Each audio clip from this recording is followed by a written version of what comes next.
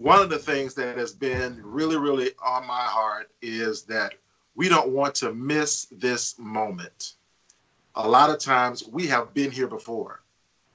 We have been in a situation where a young African-American person, male or female, has lost their lives in a way that is by a road cop or someone who is not doing their job the way they need to do their job.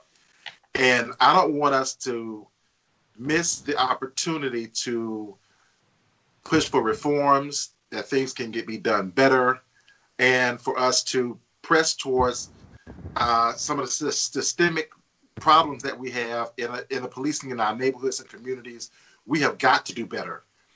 And if we keep on going through this motion and then get after it and then we miss it and we move on, that's going to be defeating the purpose, and we'll lose more and more Black lives. So I wanted to have the conversation that the country is having right now about defunding the police. We're going to get into some of it today, but next week we're going to really dive into some more. And we have a guest with us today to kind of help us navigate that conversation.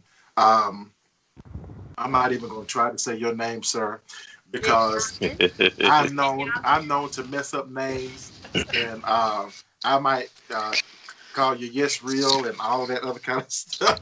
But you family, it. That's it. Your folks is my folks, so we related. So I'm gonna let them call your name. But I'm glad that we have an officer here to have us have this conversation, because a lot of times when we give out or terms or whatever, we don't realize that words have power, and if we don't use the right words, it can be misconstrued and misunderstanding. When people say defund the police, I don't think they mean getting rid of the police. It's a whole different thing. So we're going to dive into that today, because if this pandemic hadn't taught us anything, it has taught us that there are a whole lot of things that fall through the crack that we need to be getting fixed. And this is one of them. So we want to talk about that today. So Karen, introduce our cousin. This is cousin Benyamin Yisrael. He is in the state of Florida. So let me underscore some things before he even speaks. He is here as a Black and blue person. He is a husband. He is a father. He is a great pillar of his community. He has grown as an officer. I remember when we first found out he was getting into law enforcement, we were all nervous. I was one of them. I am married into the family, so he is my cousin through marriage. But still the same, we are family. And he has been in law enforcement for quite a while, and he's very capable of answering any question that we ask. But please understand that he is still working, and we want to make sure that we protect him and that he's not speaking in terms of the masses. He's speaking from his point of view, his opinion, and his lens in law enforcement for the number of years that he's been in it and in the state that he is in. But he got something to say. I think it will help all of us. It will definitely get the conversation started, and we won't be ignorant of any devices. So without further ado, it's Benyamin, cousin Benyamin. Everybody welcome our cousin. Thank you. Bye.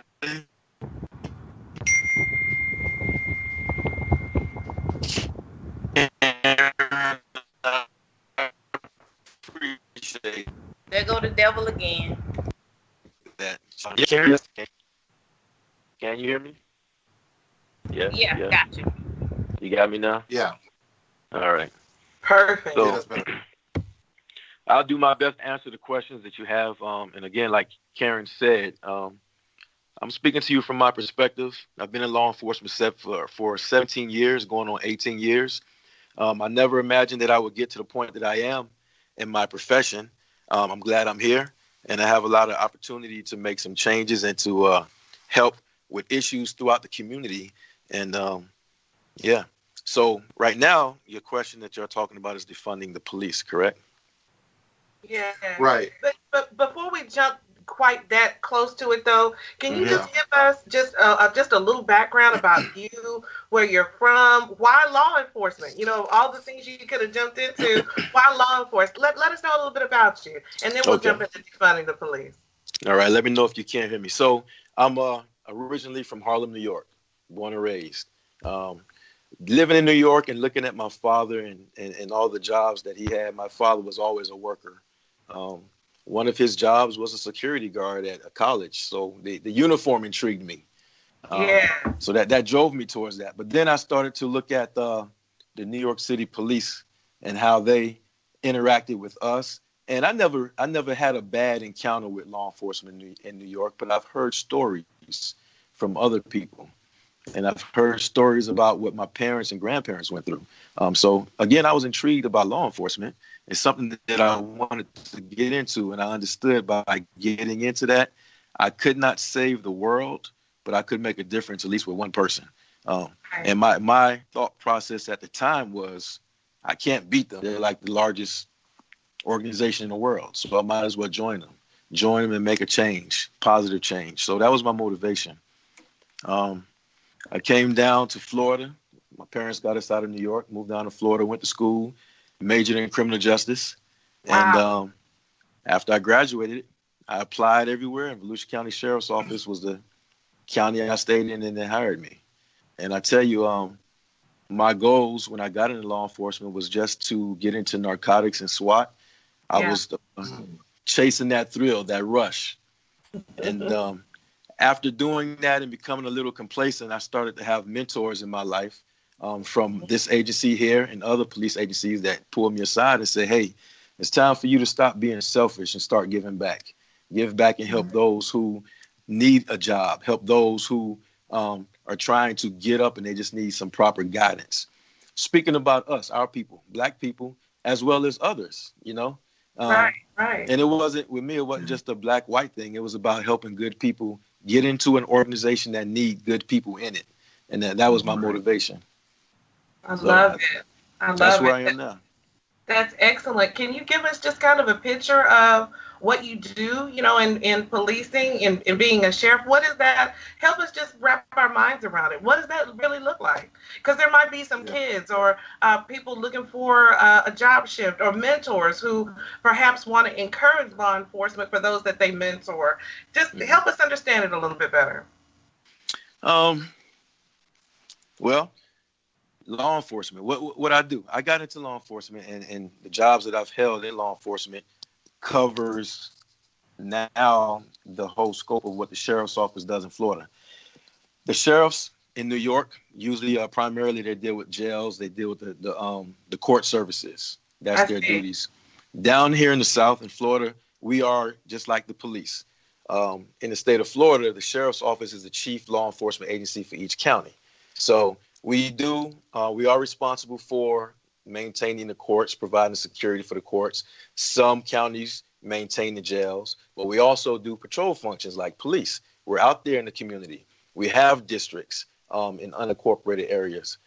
So duties and jobs that I've held, I've worked in investigations, I've worked in patrol, I've worked in court services now. I'm currently the commander of court services here, and this is totally new to me. But I'm seeing the inside and the true aspects of what the judicial service is like, and working with judges, working with state attorney, prosecutors, and public defenders, working with our juvenile community, and a lot of the programs that we have in place and partnerships with the sheriff's office. And I get to see a lot of the civil side of law enforcement that a lot of officers really are not knowledgeable about and never get exposed to. So this position here has been very enlightening to me. And then I'm also the SWAT commander for the sheriff's office. So that in itself is a task. It's a task. I think we lost your cousin right there. That's a lot. You got me now? Fast. Exactly. It is a lot. I'll ask one more question and then I'll get out of the way. You mentioned about interacting with the community. Well, you can't help but to see that our communities, and that's everybody, I say you, but really I'm talking about literally the entire world. There is a real disconnect as it relates to communities, and particularly communities of color and law enforcement. And you talked about kind of engaging communities along the way in your career. Just speak to that for a moment. Do you think it's helpful when when law enforcement engages the community? Does it not make a difference? What has your experience been with all of that? So I'll tell you my experience. And to answer your question, yes, it is important for law enforcement to engage the community. Since I've been at the sheriff's office, and since my new boss, Mike Chitwood, has come into office, there's always been a push for bridging the gap between the community and the police. Right. Growing up throughout my life, I've always seen a division with the community, the black community and the police. And a lot of that is attributed to history, stories that were told, and trust. Trust. Can y'all hear me? Yeah. Yeah. So it is important for the police to get involved in the community, to be a part of the community. And I don't mean just riding around, being present. Get out of your car, walk around, talk to the citizens. We're working for them. This is our community.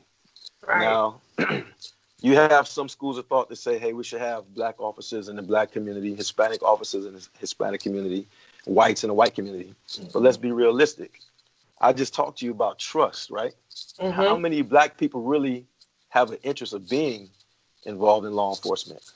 It's very hard recruiting black folks, Hispanic folks, to get into law enforcement because of a simple thing as trust and history, you know? Mm-hmm.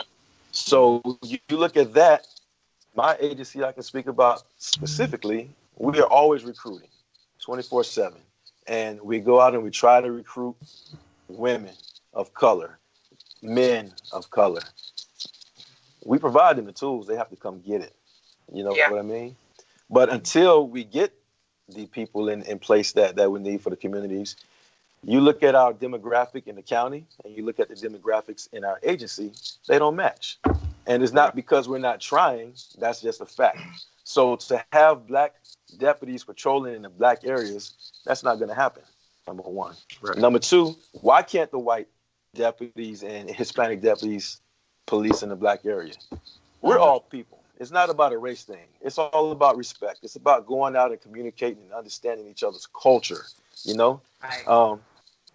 When I had the opportunity to become a road sergeant, I worked in an area for a period of time that was predominantly black, and then I worked in an area that was predominantly Hispanic. And those were two different cultures. I learned a lot from the Hispanic culture, you know? Right. And I encouraged the white deputies and Hispanic deputies on my shift to get out and communicate with the black community. Get out there and talk to them, man. Yeah. I'm not going to say I was met with resistance. I will say I was met with uncertainty from them, not being sure on how to get out and communicate. They did not want to offend. They did not want to do a lot of things. So it was just a couple of steps. We had to get out there, encourage them to start talking with the people, introduce them to the citizens that they're keeping safe. And surprisingly enough, it worked well. We didn't have any problems.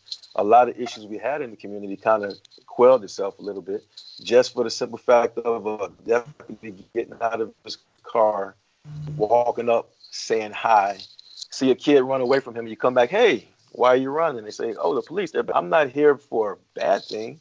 I'm here to say, hey, here's a toy. Let's play basketball, that type of stuff, you know?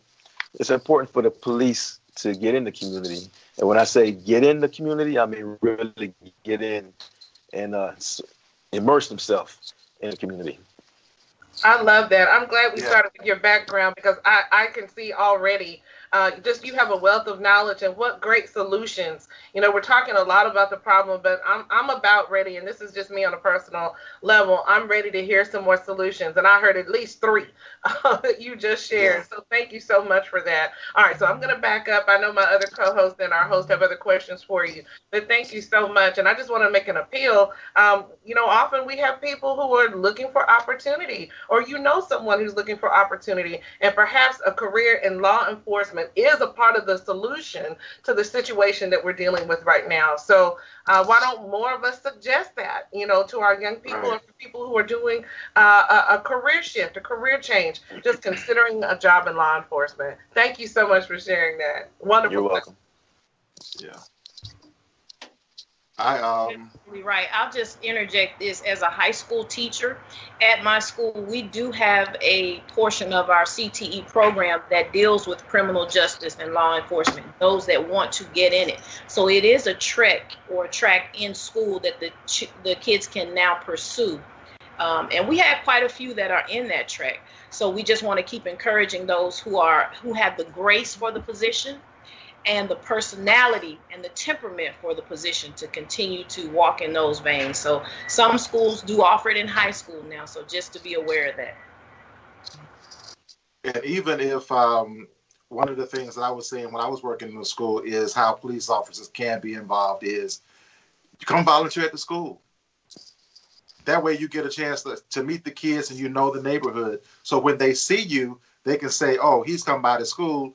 And it creates it gets rid of the fear because they already kind of know you and they know that your presence is not just for policing them as far as control, but kind of a relational, if you understand what I mean. When we were talking about some months ago, or last year, when they were talking about giving teachers the opportunity to have a weapon in school, I was saying that should never, ever happen. We should have police officers assigned to schools where they are there. Not only will it get rid of the opportunity for a shooter to come in, but it will allow them to get to know the students. So there are a lot of ways that we can get, into some solution-oriented thing for relationships between the community.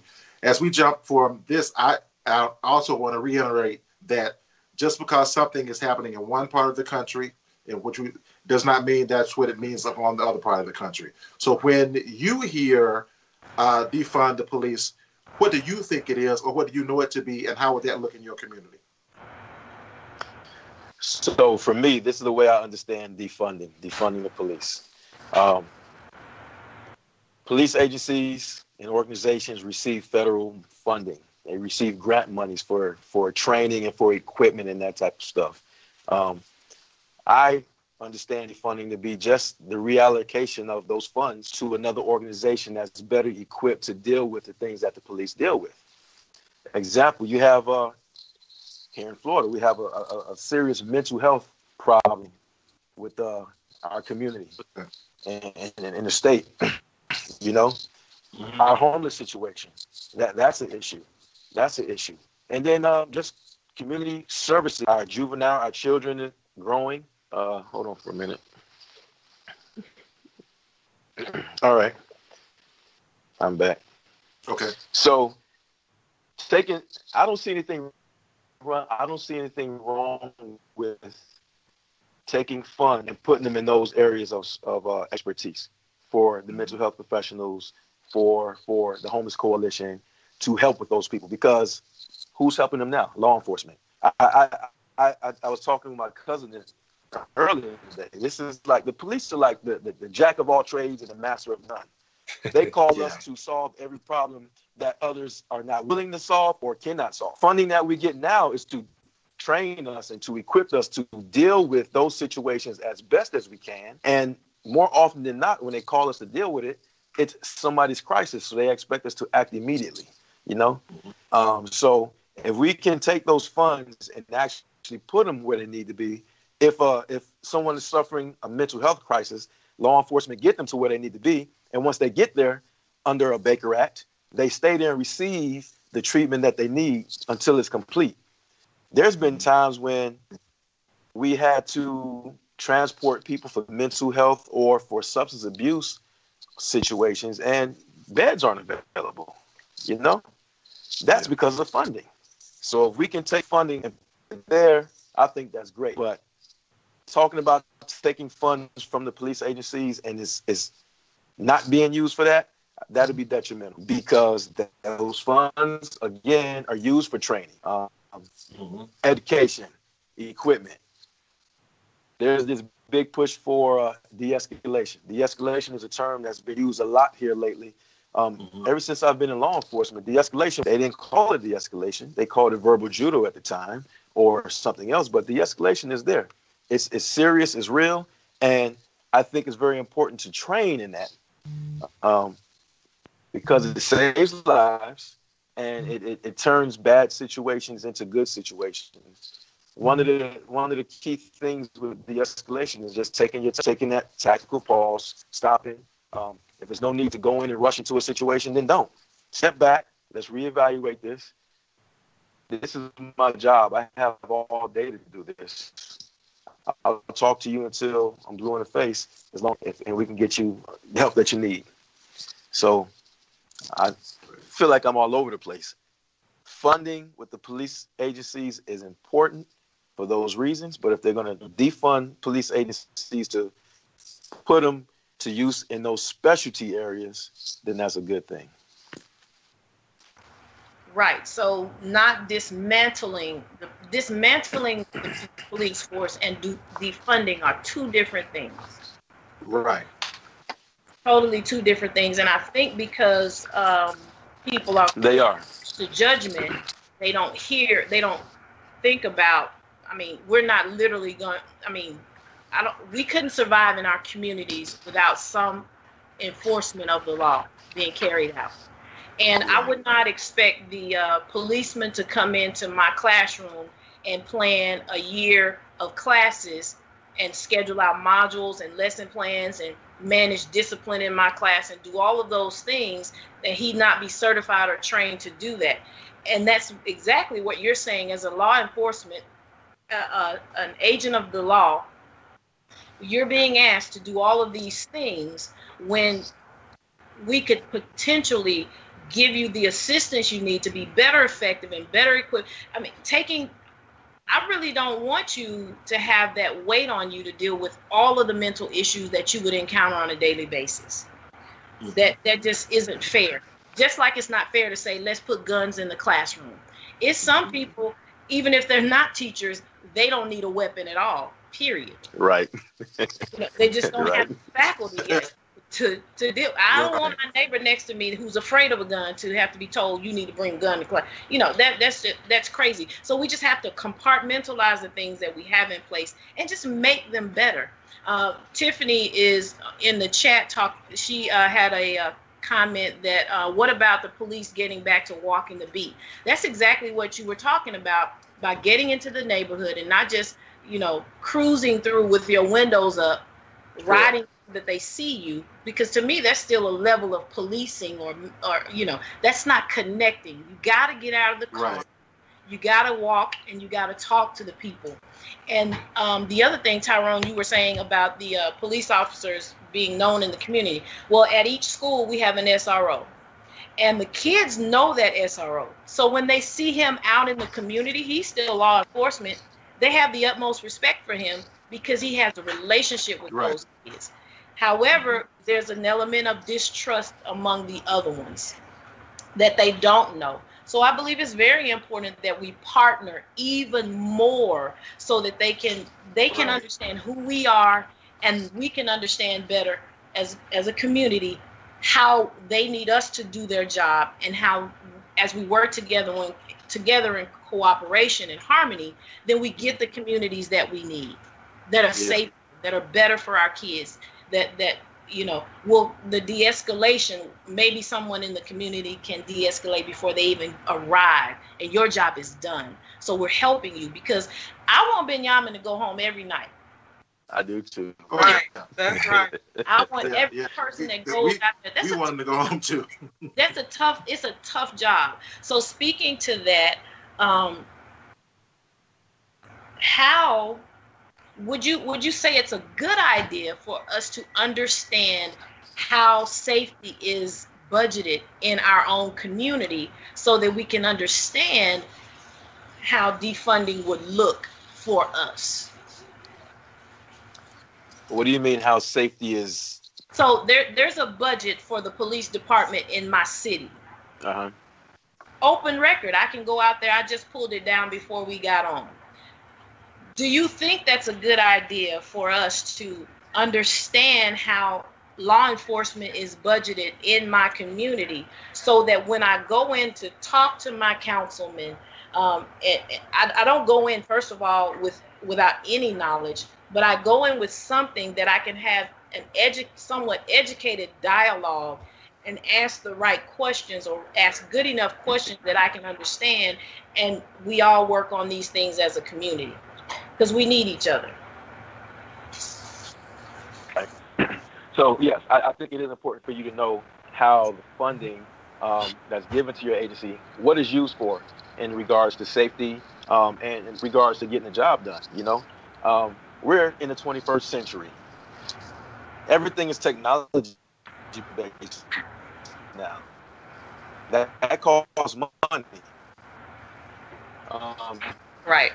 In policing, you need those funds. Speaking about safety-wise, those in providing fast, accurate, timely information, being prompt, and responding to situations. You should be able to see if all of that should be public record. How funds are used to, say you have an area in your city or your community that had a rash of shootings or car breaks or something like that. And we need to focus or divert resources over there. Having the money to do that for manpower as well as technology to try to resolve or deter or get rid of those issues is important. By removing funds from the organization, police agencies, and it not being utilized in the right way, you start to take funds away from manpower. You start to take funds away from those investigations that can be done effectively and efficiently.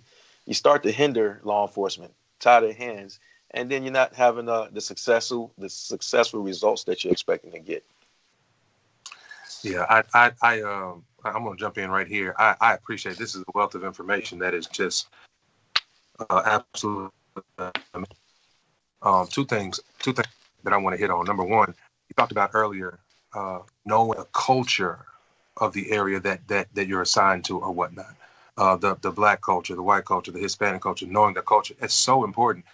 I was having a conversation with a friend the other day, and I was telling him, I said, one thing that I've realized is that we as a black people, we're just animated. Everything that we do is animated. We're loud. We're boisterous. We're vocal. We use our hands when we talk. All these kind of things. And so for a person that doesn't necessarily know that about our culture, about our demeanor, it can come off as offensive, and it has a potential to create something inside of someone that doesn't know the culture that it may not even be that way. So I think that is so important to just know what you're dealing with before you even step into a situation, because it can put you at peace. It can calm your own minds. It can dismiss your own opinions about things. And so I think that is absolutely amazing. And then as it relates to the defunding, I was reading an article, and it talked about how right here in Dallas, Texas, back in 2017, that there was what was called right care. And right care was where, with every police officer, they assigned to them a paramedic and a social worker to go to these certain calls. And they talked about how it significantly dropped the amount of arrest and dropped the amount of cases that related to, violence or other things that were avoidable just because you had the right people in the right place at the right time. And so it takes nothing away from the police department to say that you're not adequate to do the job. But if you have someone that is in an area of expertise, then why not put them in the position to do better what somebody else would be kind of fumbling around doing? It just makes all the sense. It only makes sense. Yeah, it only makes sense. Absolutely. Yeah. But it goes back to what Karen was saying earlier. I think we've got to make sure that we're using the right terminology, because defunding has such a negative connotation. If we look at it as reallocating funds versus defunding the police department, then I think people would be, more acceptable to the term, and or you wouldn't have all the people who are, I'm probably going to get in trouble, but all the people who are just ticked off right now, jumping on this defund the police ban. So I think it's about really having the information, really having the knowledge, knowing what we're saying and knowing what we're trying to say. That's going to really help us get to a reasonable solution. Right. Yeah, I totally agree with that. One of the things that is important is that the police officer seeks out that information and not require the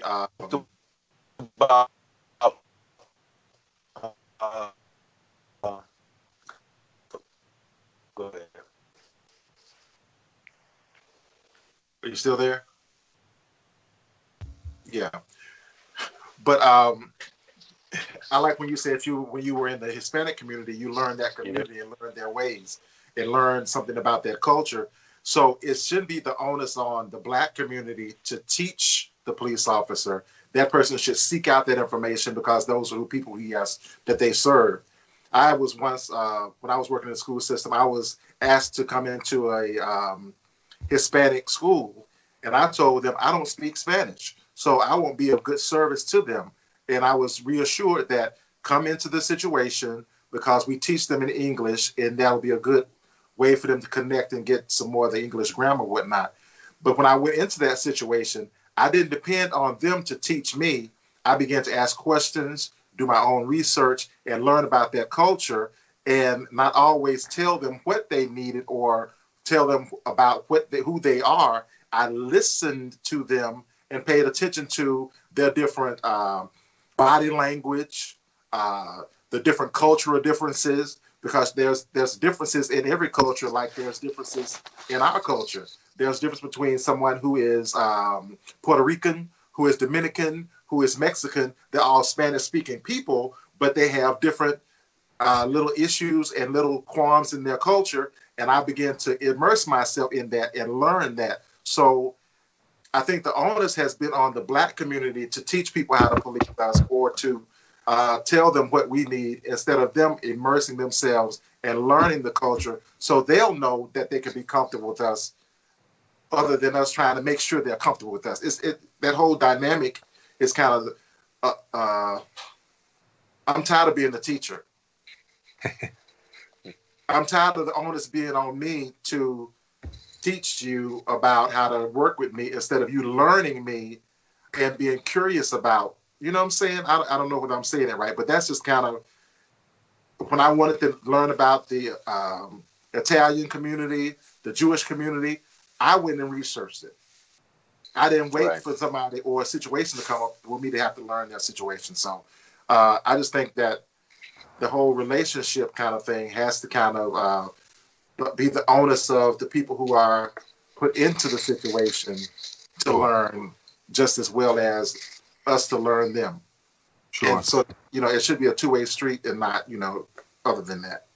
And before we go on, Ben mentioned something and Tiffany had something, a comment about it. Just like a negotiator, and no, that wasn't it. Yes, we need to teach our children. We were talking about how in our community, we may speak with our hands, or we're very emphatic or emotional or demonstrative. Well, in the military, I was taught not to speak with my hands. So when I got out of the military, I had to relearn what I'm doing now, to talk with my hands. And a lot of times I don't do it now because of, sometimes, serious. I was talking to somebody at church and I began to talk with my hands, and that person, for whatever reason, I triggered something in her because she had been in a war zone and she still wasn't talking with your hands. Right. So I had to immediately retreat, give her space, put my hands behind my back, and not even bring them up in her to where she could see them, because even though I was passionately speaking positively to her, it triggered her. Sure, so, yeah. but that speaks to me learning how to code switch. And that's what Tiffany is talking about. We've got, especially our kids, and that's one of the first units we talk about in class. I don't talk the same way with my coworkers or on the job that I do when we go and we sit down at happy hour for a drink of water. Right. I'm just saying, I drink water at happy hour. Oh, wow. Cheers. All right for the water. So I'm just saying, you have to learn to. You are absolutely right. We are always a teacher, but there has to be something in you that says, I want to learn more about you. I want to come to your side of the street and get to know you. And you can't. This is my daddy is funny. God rest his soul. And he said, I would say, you would ask him something about hey, you might say, Daddy, I might say, Daddy, I love you. And Daddy would say, I would love me too. And you couldn't help but fall out laughing. And my sister is on the line, and she knows exactly what I'm talking about. And now my husband uses that on me all the time. So I have to come to your side of the street and kind of extend an olive branch to you in order to learn about you. And that's something that they just, you have to understand that. And unfortunately, Tyrone, we're still going to have to teach a little bit. Yeah, I mean, and to be honest with you, the sad part is that we have taught our kids, like I know you have taught your kids, how to code switch and that's a conversation that most men have with their children when they're out of their sight or whatnot, is how to kind of different code switch when you encounter the police. But I really believe that if I am being paid to protect and serve, and like you said, when you were in that situation, you understanding that you were the person that knew the difference between the work hard with the hands and how that can trigger somebody. If a police officer is in our community, they should be the ones to understand that there are certain things that they should step back and say, oh, like you did when you were having that conversation with that person, because they are being paid to protect and serve. If you're the leader in it, like you were the leader in that conversation, and we're leaders, it's on us to be more mature in the situation. Yeah. What's your name, bro? I'm Tyrone. Tyrone. They call me Ty. Ty, I think you just hit it there on the head. And I was thinking about something as you were speaking, right? Officers getting out in the community and going out to talk with the community and introduce themselves and learn about the culture and everything is important. But you have some, and I just spoke to one of my colleagues last week about this very same thing. He's a white guy. Born and raised in a white area, predominantly urban white area, went to a Catholic school, never ever experienced being around any type of culture other than white. He wasn't raised to be racist. He comes from a good family, a good Christian family. He just never been exposed to our culture. Sure. So he gets hired on as a law enforcement officer, and guess where they put him? Right in our area, right? So he's suffering culture shock. He doesn't know how to respond. And again, not knowing the way we communicate, maybe misunderstanding the way we communicate. That was a learning curve for him. And the community looking at him, they look at him a certain kind of way because he wasn't acting like any other person.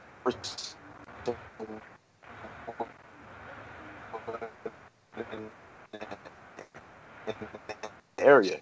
It took somebody to talk to him one day for no reason other than to talk and learn a little bit more about him and explain some things to him. And that's when he started to open up and see, hey, they're just like me. We're just different colors, you know? We come from a different background, but just like I have my certain nuances and quirks, so do they. I need to learn them, you know? That is very important. Yeah. And it takes both, though. It's not just law enforcement extending the olive branch. It's the community extending the olive branch to law enforcement, you know? Absolutely. Absolutely.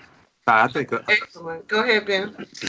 I think another thing to consider is I know here in the more specifically with Dallas PD, I'm looking at a interview that they were doing, and the lady talked about how 87% of their budget goes to personnel, but only 13% that are allocated for the rest of what the department needs. And so when we're talking about defunding the police department, we have to understand that that's going to put several officers out of a job, which in turn leaves our communities unpoliced. So I think these are the conversations, these are the things that we really have to take into consideration when we're talking about defunding police, because the less money they have, the less personnel they can have. And there's no way that they can make ample cuts out of just 13% of their budget. It's just not going to happen. So it's going to bleed over into the rest of 7%. which is in turn going to cause us to lose out on some areas that need to be patrolled. Your common calls for domestic abuse and things of that sort. It'll either increase the response time, or it's going to leave those areas untouched altogether. So we got to be careful, that we're considering all the options when we're talking about, defunding these necessary things. And that's, I believe that's why I was asking Benyamin a little earlier about going out and looking at the actual budget.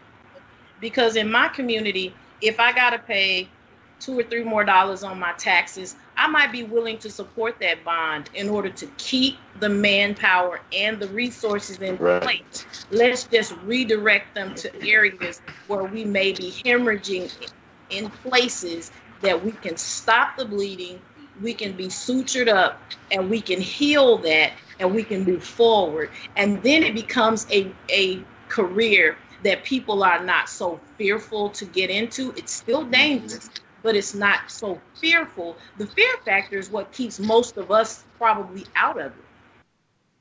So maybe when I looked at our budget, there is the vast majority of the money in the Arlington Police Department is on the resources. And then in other places, it's like a 10th of the budget that are allocated to those programs and things that would literally help us in our communities be protected and served. Sure. And again, I'm being a mature saint, I'm okay with paying a few extra dollars in my taxes so that they can have what they need and I can get what I need in return. And we're working together. We're not, if we go backwards, then everything that is going on today is for naught. We don't go backwards. We're visionaries. I see into the future, and then 5 years from now, I want to see more of us when I'm speeding. I ain't got, knock on wood, I ain't got ticket in a long time, but when they pull one of us over, I want to see us begin to not go into complete anxiety when we see the lights. Right. It's just it's the nature of it all. But I'm for a little bit more, giving a little bit more to get what we need, because they're valuable. I see them as valuable assets in my community. I just wanted to add something too, though, and Officer Benyamin, I think I said that right, I'm not sure, but I want to hear your perspective on it as well, and that's that there are a couple of thoughts that I'm hearing a lot lately, and that's that there are a few bad apples, maybe the few bad apples in the bunch, and I love what we're saying about community policing and whatnot, but if you have a bad apple, whether you're in the car or out of the car, you're a problem. Yeah. You're a real problem.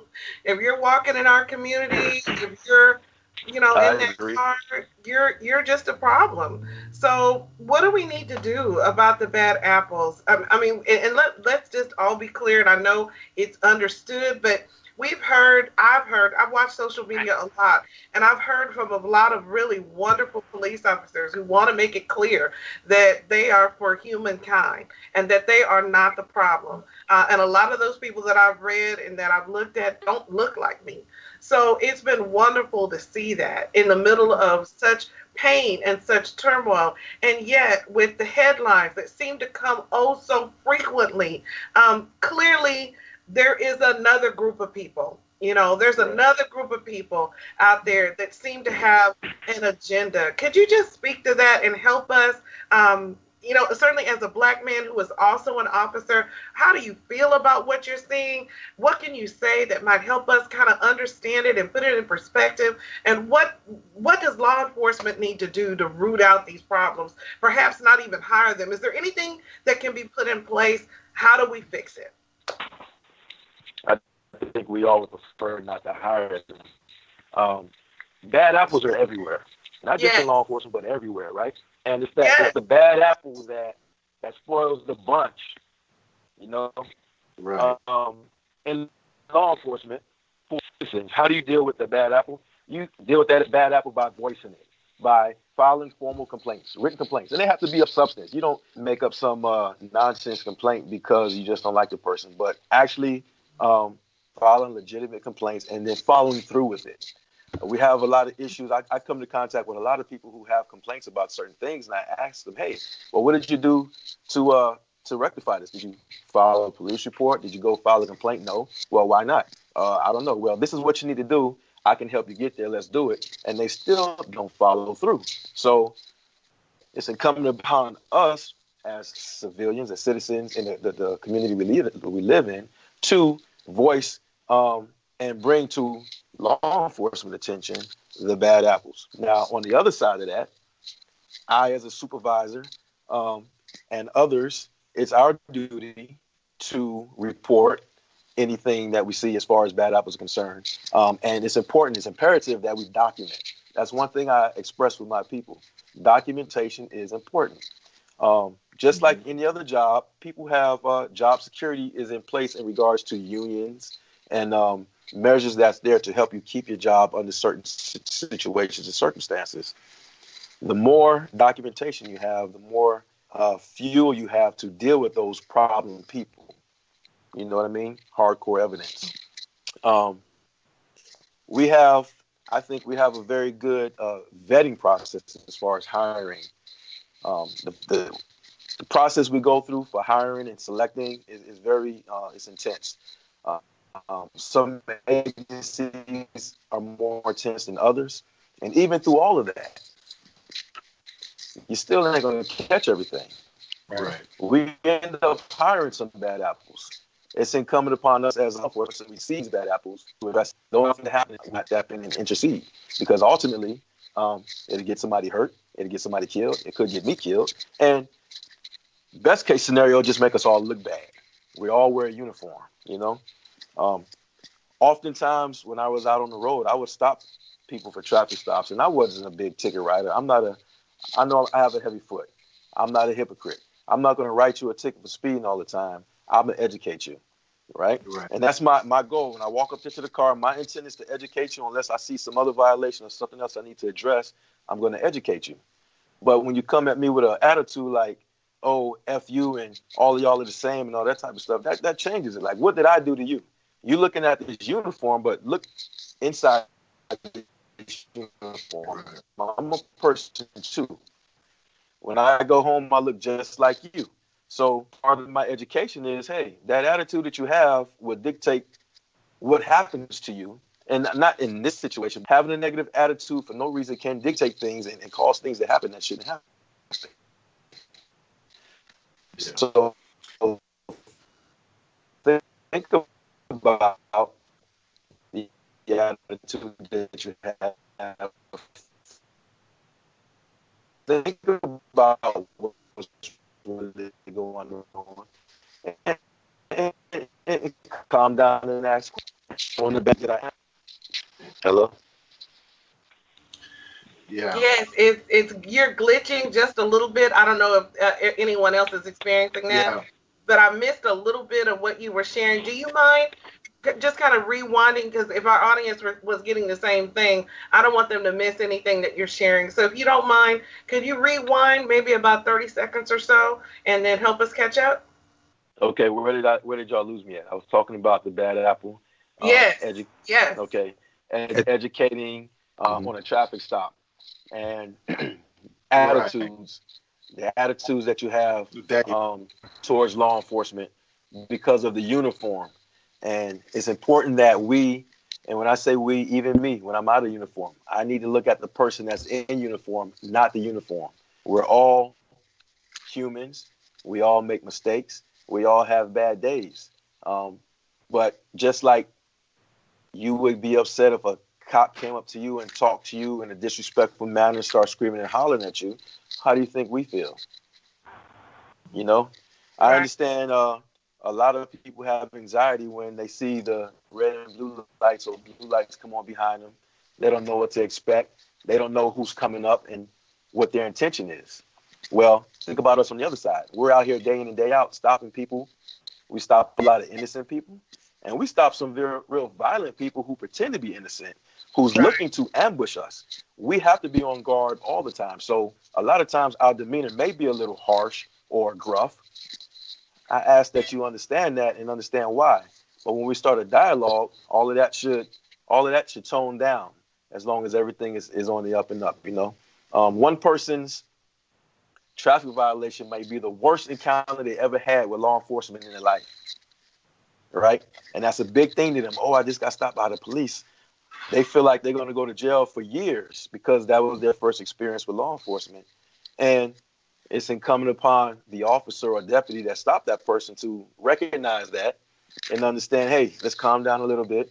It's not that bad. I just stopped you for rolling the stop sign. I just want to give you a warning, and I'll educate you a little bit, right? And then you have others you may stop, and their intent is for you not to go home. And we have to be on guard for that as well. And especially in this climate today, the way things are, man, gunplay and towards law enforcement, I've never seen nothing like this in my life. Sure. The respect for law enforcement is going out the window. I understand why. Nonetheless, it's going out the window. So a lot of law enforcement officers are on a heightened alert. Yeah. Heightened alert, you know? So as we talk about, you know, because I know you mentioned that if you see something, to report it, you know, or keep, you know, report it and follow through. Right. So and I'm just not knowledgeable. Is there some sort of community liaison? Because a lot of people's trepidation is they feel like if they go straight to the police department, it's just going to get shuffled into the rest of the file, you know, into the rest of the paperwork. Nothing's ever going to be done. What avenues do we have to follow through? Okay, so you have many avenues. You can always go to a police station or go to a district or whatever and file a formal complaint in writing.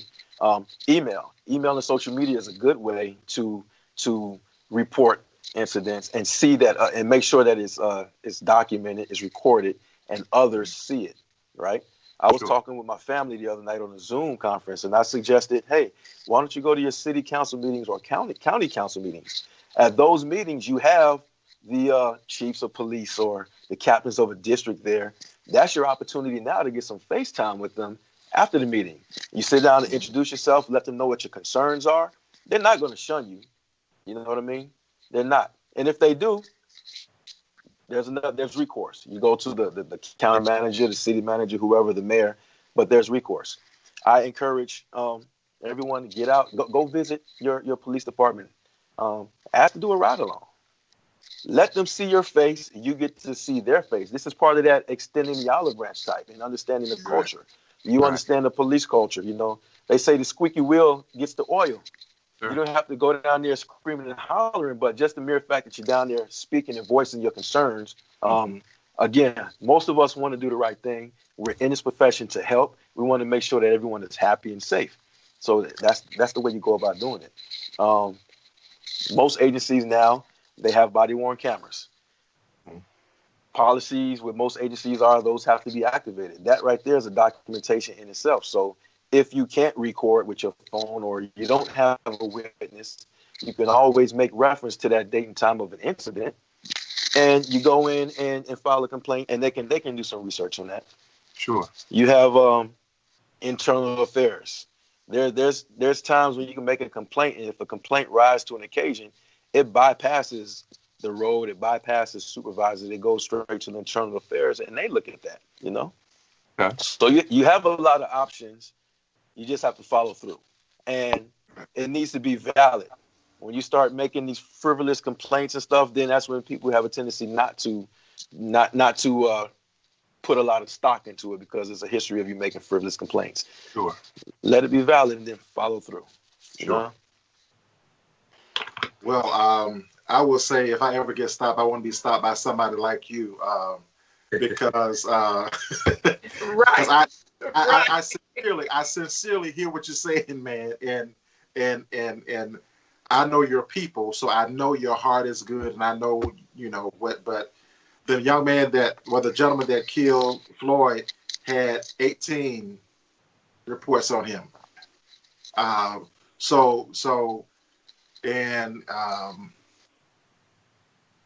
In our area, our police officers were dinged last year for excessive traffic stops, those kind of things. So what do you say to somebody like me who has watched over and saw some of the bad apples get away with things and kind of still have some, and I kind of can calm myself down when I'm stopped, but I do understand those who can't, because they, in their minds, have already had bad situations. They know the history, and so how do we squash that? And what have you done? What kind of tactics have you done when you walked up on somebody who was hostile? So I'll start with the last first. Walking up on somebody hostile, I've been known to have a calming spirit with a lot of things. You know, I try to diffuse a situation just through words. As long as they're not posing a threat to me or anybody else, again, we can talk all day. My question is gonna be, hey, bro, why you so? What's the matter? What's going on? Why are you so hostile? Let them vent, get some things out. Oh, okay, you feel good now? Okay, so this is why we're here. You know, it works on some people. Sometimes it don't. Sometimes I just need to turn around and walk away. You know what I mean? If I stop somebody or had an encounter with somebody that, I mean, it was a violation or something like that, nothing that rises to the point to where we need to get into a scuffle or argument. I'm not going to arrest you for this. There's nothing for me to fine you on. This is just me talking to you to try to educate you. If it's not going to be productive, sometimes the best thing is to just turn around and walk away. Now, I'm not saying allow somebody to commit and violate. I'm just saying just an encounter with somebody who may be hostile, you know? Right. But talking to them and trying to calm them down. Things that we have in place for dealing with bad apples. And I talked about filing complaints, follow through, documentation on both ends. Agencies have things in place. They have computer programs and stuff in place to where if a person get a certain amount of red flags, I would say, a certain amount of incidents, we start to look at them. We start to look into their files a little bit deeper and reassess. Hey, maybe we need to pull that person off the road. Maybe that person is having a bunch of incidents because of something that may have happened early in the career that caused some type of traumatic post-stress to them. You know what I mean? Their job here takes a toll on you mentally, physically, spiritually. It takes a toll on you. And sometimes you just need, as a supervisor, recognize something like that and remove them from that situation, place them into another place for like a timeout or a cooling off period, not a punishment, just so they can reset, you know? But most agencies have things in place to identify a person who's had numerous complaints, numerous disciplines, and then it's incumbent upon that agency to address it. Right. Yeah. Looks like we have run out of time, man. I think a lot of the problems we had getting started is because this is such an important conversation. Right. It's something that needs to be had. We cannot just be on the side of just yelling, defund the police, and we have to have some communication with people who are actually doing the job and doing it right. And like I said, I just want us to fly him to our city. Yeah. And have him to work our police department. Y'all come bring that money down. And just work in our community. Right. And then so he can train some people and talk to some people, because everything you have said today makes so much sense. And it's good to have a conversation with someone who is not just my way, who wants a relationship building and understands both sides of the coin. Because I do understand that being a black man in this job has to be very hard. It is, especially in this situation that we're in now. And you know what? I tell you, there are more of me around. They are. You just have to get out there and meet them. There are. You just got to get out there and meet them and encourage them to open their mouth and speak to you, and you'll see. You will see. Yeah.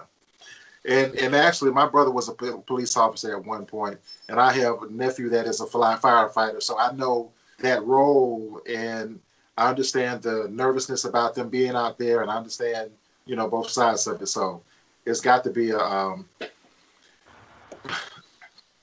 big ups to you, man. I appreciate what you're doing. We're going to continue this conversation next week because I think it deserves more attention, and we're going to be talking about. We didn't even get into the 8 can wait.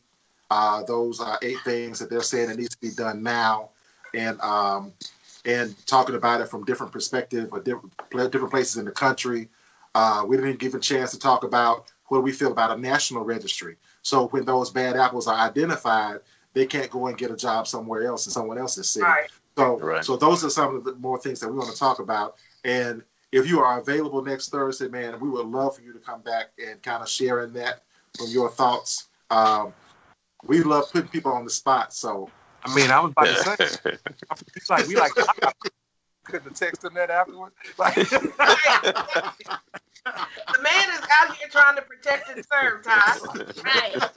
I know. I need him out there de-escalating situations. Right. Officer, We might need him out there. It's a lot of de-escalation that's needed right now. I mean, and I would love to hear your comments about stand your ground. So it's a whole lot of stuff I want to talk about. Right. Because I just want to get back to this de-escalation piece just for a moment. I feel like if I didn't take away anything else, and I took away a lot of things, one of the most profound things you mentioned to me or mentioned to all of us is just the importance, or emphasized, is the importance of de-escalating situations. So I just pray that God would just open doors for you to continue mentoring other officers, for you to continue to be that shining example. Because if we don't get anything else right, if law enforcement could understand the power in de-escalating situations, there might be more men walking around, children, you know what I'm saying? And I think that that's something that all of us need, is to learn how to walk away. When you said that, it really made an impact on me. That's it. Everybody in the situation has to know when to walk away, particularly if you have a weapon. So thank you so much for sharing that. So powerful. Except for that lady that was too close to me in the Target the other day. Oh, okay. There we go. that always creeps his way back in, don't he? That's my sister. Where's your tambourine? Oh, Lord. But yeah, man, we will definitely continue to be praying for you and praying for our officers as well, man. Continue to do what you're doing. Even the mentoring piece and getting other young people to consider this as a profession. I think that is paramount to the change we need to see. It is paramount what we need to see, because if you are in that position, then maybe you might be hired to be in a neighborhood and you have the understanding of it. So, I mean, the whole mentoring piece. So, appreciate you, man. Thank you for coming and spending some time with us. And not a problem. Thank you for what you do.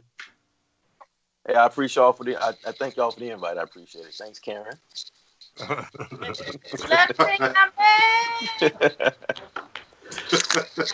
Y'all take it. Thanks, man. Yeah, y'all take it easy and stay safe.